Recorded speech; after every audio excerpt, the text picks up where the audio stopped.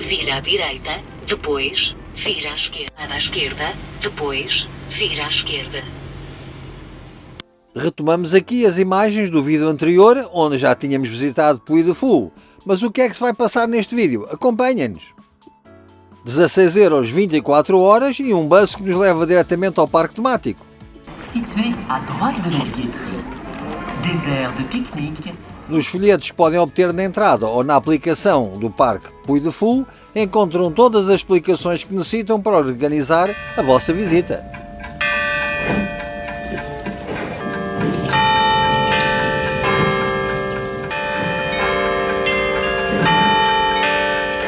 Inúmeros são os espetáculos que este parque nos proporciona. Aqui, o Grande Carrilhão.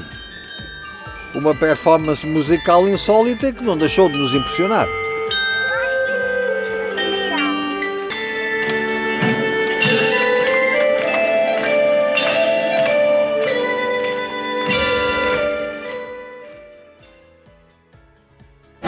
Dois demi-polé, duas bières, estão lá 52€.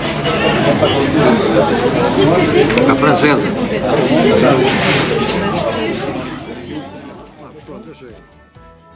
Depois da aventura gastronómica, uma pequena aventura pelos locais de souvenirs. Mas são os espetáculos que não deixam de nos impressionar. E agora iríamos presenciar os Mosqueteiros de Richelieu. Vou deixá-los com um pouco do som ambiente, para melhor poderem apreciar o espetáculo. Du temps chez les grands, les portes à persifler.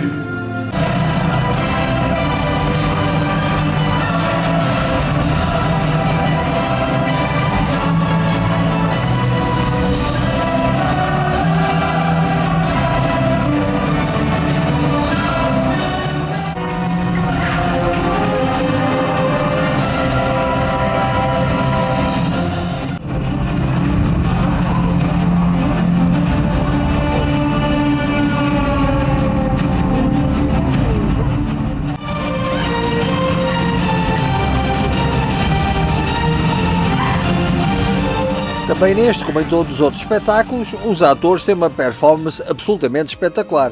E tudo isto se passa durante o reinado de Luís XIII, o Justo, que viria a casar com uma rainha espanhola, e daí que no espetáculo apareça o flamenco espanhol, juntamente com os mosqueteiros franceses.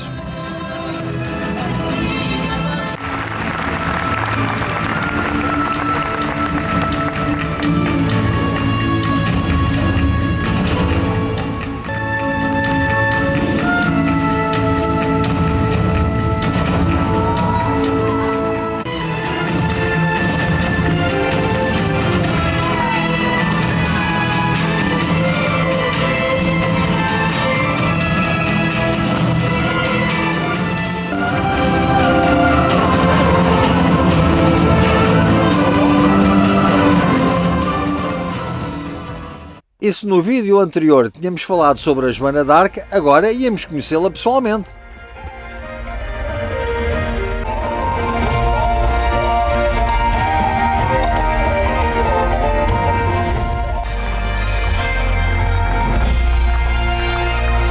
Tudo se passa durante a Guerra dos 100 Anos e lá vai a Joana d'Arc falar com o rei Carlos VII para explicar que tinha ouvido vozes que a conduziriam à vitória sobre os ingleses. A vitória aconteceu, mas não foi fácil. E já agora reparem na transformação de todo este cenário.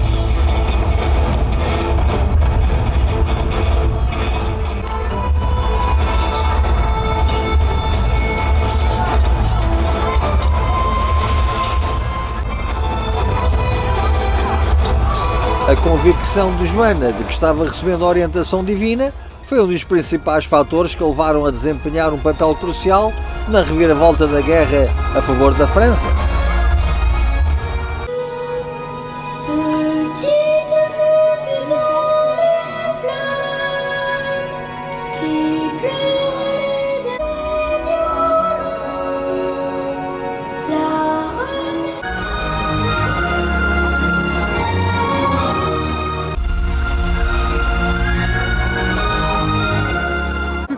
Mudemos agora para a lenda do Rei Artur e da Távola Redonda. É uma das histórias mais célebres e influentes da literatura medieval europeia.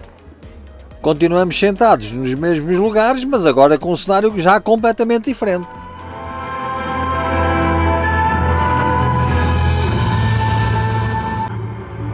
Alors, tu seras le roi.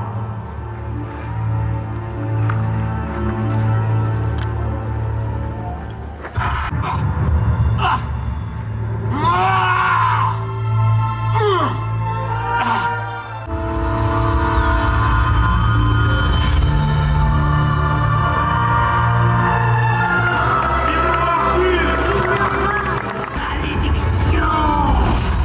Il n'y aura jamais de grâce pour ce chevalier.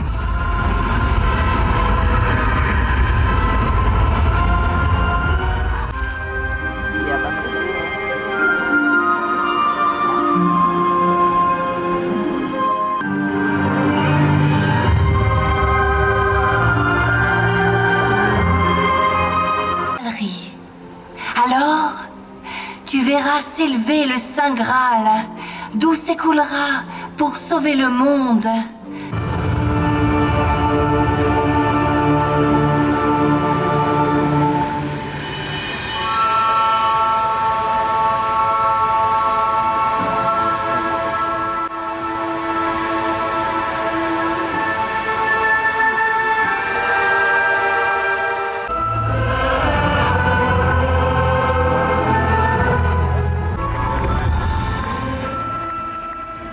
Adoramos visitar este parque Puy du Fou porque adoramos tudo que se relaciona com a história. Já porque estivemos várias vezes, mas a nossa viagem teria que continuar.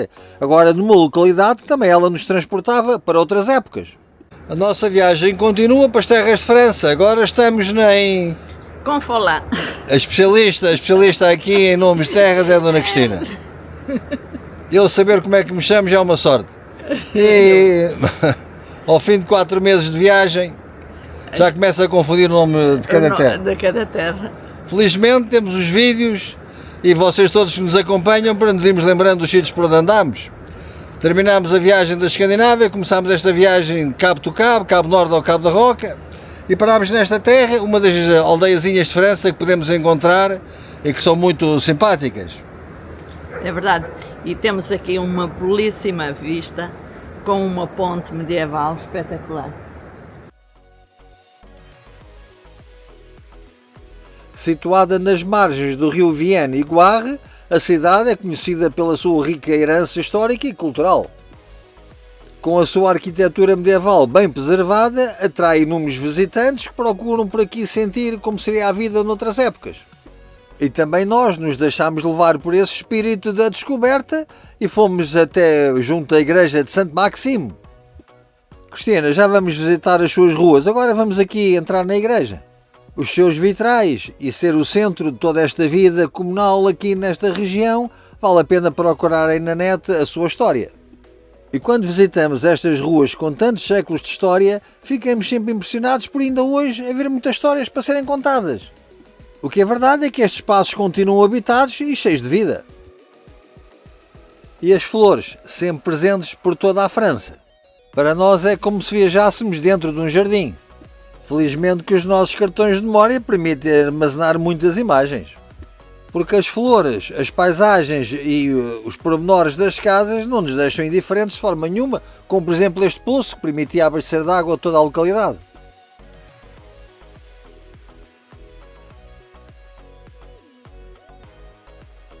Mais à frente vamos descobrir um moinho com uma azenha e a Cristina não resistiu a passar sobre a poldra ou o passadiço.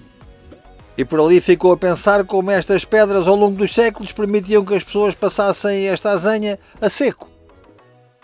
Como a localidade ficava na confluência de 2 rios, estava bem protegida dos ataques. E esta ponte, a principal entrada da localidade, até ao século XVIII tinha uma ponte levadiça.